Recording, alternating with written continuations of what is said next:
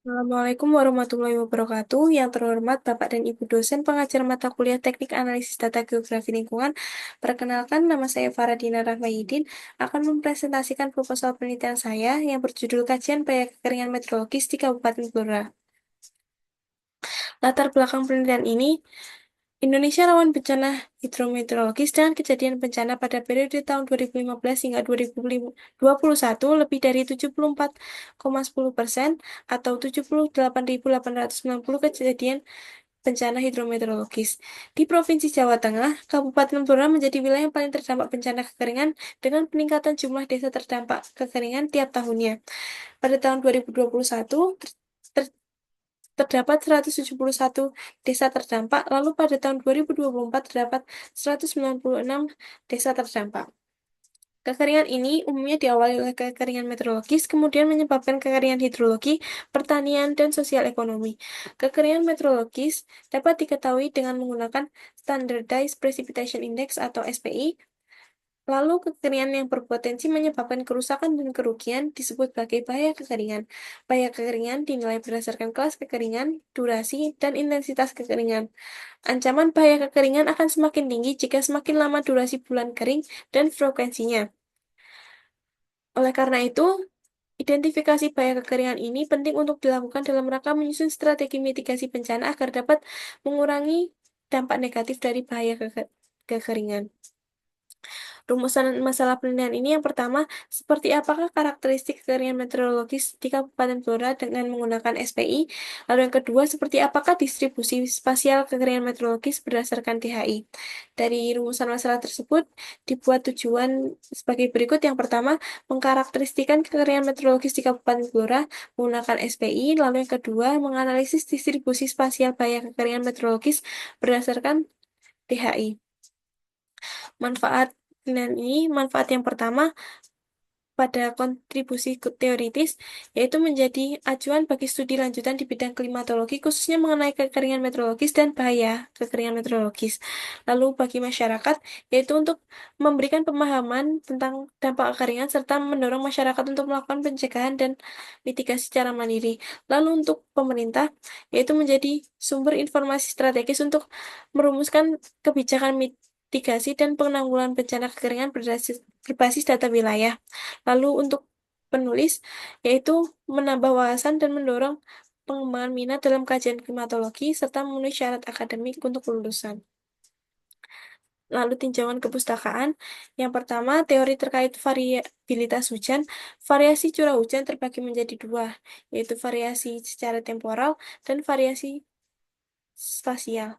Lalu, variasi curah hujan secara spasial dapat dijelaskan dalam peristiwa orografis di mana curah hujan dan frekuensinya diperkirakan lebih besar pada elevasi yang lebih tinggi dan pada lereng yang menghadap arah angin dibandingkan pada ketinggian yang rendah dan lereng yang membelakangi arah angin.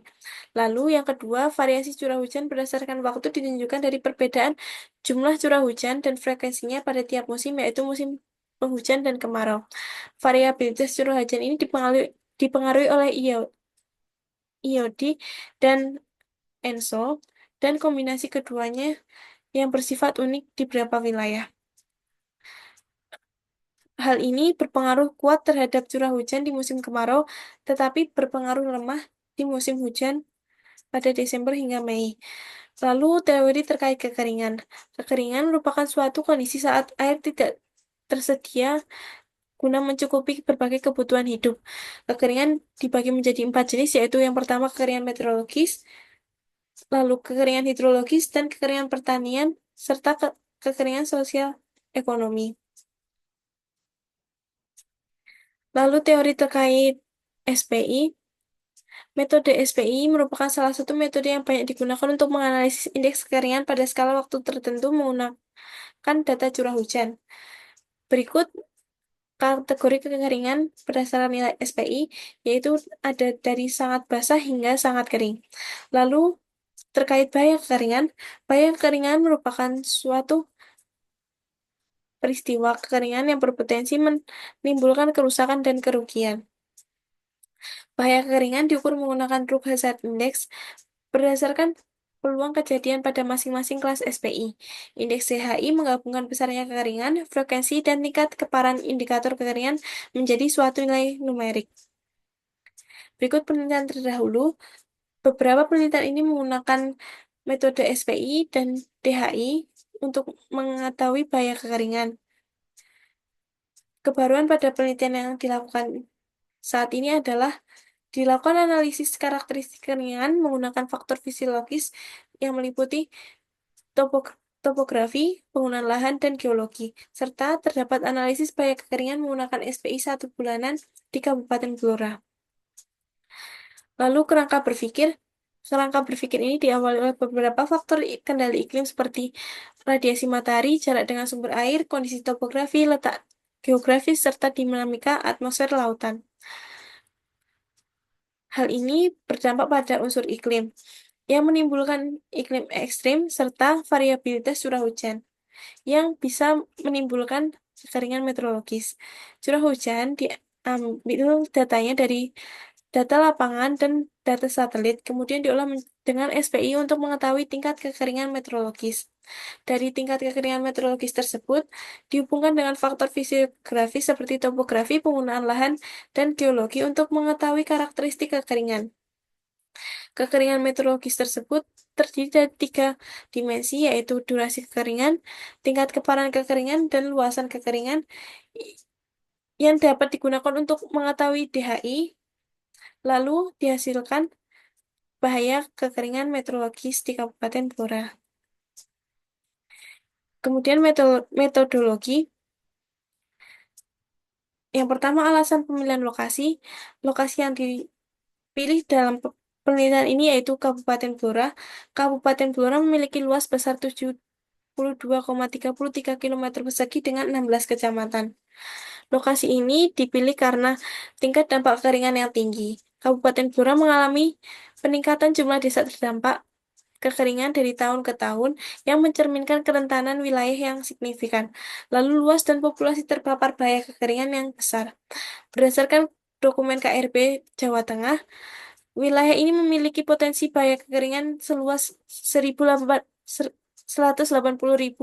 hektar dengan lebih dari 850.000 jiwa terdampak dan potensi kerugian mencapai 5,7 triliun rupiah. Lalu, alasan selanjutnya yaitu karena kondisi iklim yang kering. Blora tergolong dalam iklim D3 dan E3 menurut klasifikasi Olderman dengan bulan basah sangat terbatas yang menghambat kegiatan pertanian dan meningkatkan risiko kekeringan. Lalu yang terakhir alasannya yaitu karakteristik geologi kars yang rawan kekeringan. Keberadaan kawasan kars seperti pegunungan kendeng menyebabkan air permukaan cepat meresap ke dalam tanah yang menjadikan wilayah ini rawan kekeringan karena minimnya retensi air di permukaan. Selanjutnya alat dan bahan. Bahan yang digunakan yaitu data curah hujan bulanan tahun 1995 sampai 2024 dari 10 stasiun BMKG di Kabupaten Blora seperti berikut.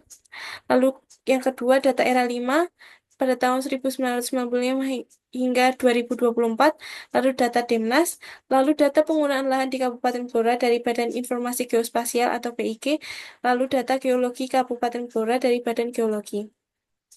Alat yang digunakan yang pertama ArcGIS dan QGIS yang berfungsi untuk mengolah data spasial dan visualisasi secara spasial, lalu perangkat lunak KSPI yang berfungsi untuk pengkelasan data curah hujan bulanan menjadi klasifikasi kekeringan meteorologis.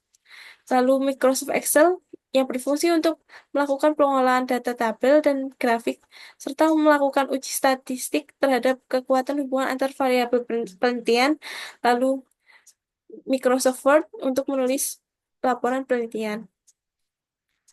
Pengolahan data yang pertama yaitu pengisian data curah hujan yang tidak tercatat. Data curah hujan yang tidak tercatat secara lengkap diakibatkan oleh kendala di lapangan. Maka dari itu digunakan data satelit era 5 untuk melengkapi data yang kosong.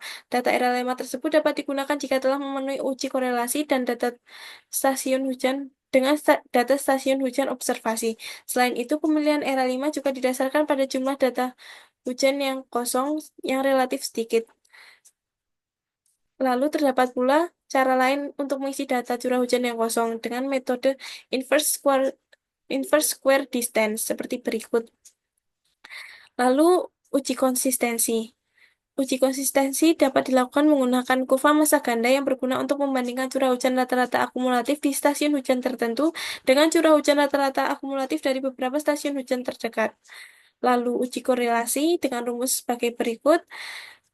Uji korelasi ini digunakan untuk mengetahui mana saja stasiun hujan yang akan digunakan. Nilai koefisien korelasi berkisar antara -1 hingga nilai 1, di mana tanda positif atau negatif mencerminkan arah hubungan antara kedua variabel. Semakin mendekati nilai 1, maka korelasi antar stasiun semakin besar. Lalu terdapat perhitungan SPI. SPI ini pada dasarnya adalah menghitung probabilitas curah hujan pada tiap skala waktu dengan terhadap nilai klimatologinya. Mackey mengembangkan SPI untuk mendefinisikan monitoring kekeringan. SPI digunakan pada penelitian ini adalah SPI 1 bulanan yang disebabkan karena cocok untuk pemantauan cuaca ekstrim jangka pendek. SPI 1 adalah indikator kekeringan meteorologis untuk memantau anomali curah hujan selama periode akumulasi 1 bulan dan merupakan indikator proksi untuk dampak langsung kekeringan seperti berkurangnya kelembapan tanah, lapisan salju, dan aliran sungai kecil. Berikut rumus SPI yang digunakan dalam penelitian ini. Kemudian DHI dihitung menggunakan rumus sebagai berikut. Lalu, skor yang digunakan dalam perhitungan DHI awalnya diperoleh dari nilai SPI yang dikonversi menjadi peluang kejadian. Berdasarkan peluang kejadian kekeringan tersebut akan diketahui skor untuk perhitungan DHI. Setelah itu, hasil nilai DHI diklasifikasikan menggunakan perhitungan interval kelas dengan metode equal interval berdasarkan 3 kelas, yaitu rendah, menengah, dan tinggi pada skala waktu 1 bulanan. Analisis data yang dilakukan, yang pertama, analisis statistik untuk validasi curah hujan, digunakan uji konsistensi dan korelasi antar stasiun hujan guna memastikan validitas dan reliabilitas data hujan sebelum digunakan analisis lebih lanjut. Lalu yang kedua, analisis deskriptif untuk karakteristik kekeringan, digunakan untuk menggunakan digunakan untuk mendeskripsikan kekeringan meteorologis berdasarkan kelas SPI serta hubungannya dengan faktor fisik seperti topografi, penggunaan lahan, dan geologi melalui teknik overlay data. Lalu yang ketiga, analisis spasial untuk persebaran kekeringan. Dilakukan pemetaan distribusi kekeringan meteorologis pada tahun 1995 hingga 2024 menggunakan SPI 1. Lalu analisis spasial bahaya kekeringan dengan DHI. Pemetaan bahaya kekeringan dilakukan menggunakan indeks DHI berbasis SPI 1 untuk memantau kekeringan jangka pendek, kemudian dioverlaykan dengan batas kecamatan untuk analisis secara spasial. Berikut diagram alih penelitian yang akan dilakukan. Data curah hujan bulanan dari BMKG dan era 5. Awalnya diisi dulu data yang kosong, kemudian dilakukan uji konsistensi serta uji korelasi antar stasiun hujan. Kemudian dihasilkan data curah hujan bulanan yang telah terkoreksi. Data curah hujan tersebut kemudian diolah dengan software SPI untuk menghasilkan nilai SPI. Nilai SPI tersebut kemudian bisa dioverlaykan dengan data elevasi, penggunaan lahan, dan geologi di Kabupaten Blora untuk mengetahui karakteristik kekeringan meteorologis. Di samping itu pula, nilai SPI dapat dihitung menjadi 1 bulanan, kemudian hasil dari SPI tersebut dihitung untuk menghitung DHI, lalu dioverlaykan dengan poligon kecamatan di Kabupaten Blora untuk mengetahui distribusi spasial bahaya kekeringan meteorologis di Kabupaten Blora dengan DHI. Berikut batasan operasional dari penelitian ini. Lalu berikut jadwal rencana penelitian dari Mei 2024 hingga Mei 2025. Berikut rencana skripsi yang akan dilakukan. Lalu daftar pustaka. Sekian, terima kasih. Kurang lebihnya mohon maaf. Wassalamualaikum warahmatullahi wabarakatuh.